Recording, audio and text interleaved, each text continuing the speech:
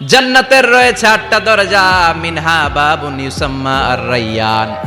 8টা দরজার মধ্যে স্পেশাল একটা দরজা আছে, ওই দরজার নাম হলো রাইয়ান। লা ইয়াদখুলুহু ইল্লা সাইমুন, রোজাদাররা ছাড়া কেউ রাইয়ান দরজা দিয়ে ঢুকতে পারবে না। আবার বিশ্বনবী বললেন, মান দাখালাহা লাম ইয়াজমা আবাদা, একবার রাইয়ান দরজা দিয়ে যে ঢুকবে চিরকালের জন্য তার গলার তৃষ্ণা মিটিয়ে দিবে কে?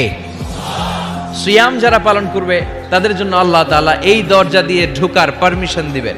যেহেতু সারাদিন অল দ্য ডে লং সে তৃষ্ণার্ত ছিল, আল্লাহর ভয়ে কিছুই পান করে নাই, এজন্য রাইয়ান দরজা দিয়ে ঢোকার সুযোগ সে পাবে, আর একবার ঢুকলে তার গলায় আর তৃষ্ণা থাকবে না।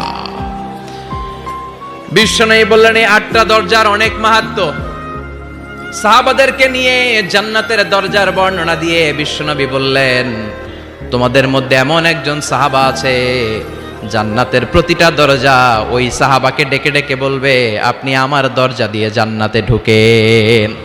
প্রতিটা দরজা চাইবে সেজন্য ওই দরজা দিয়ে ঢুকে। সাহাবারা বললেন, ইয়া রাসূলুল্লাহ, ইয়া হাবিবাল্লাহ,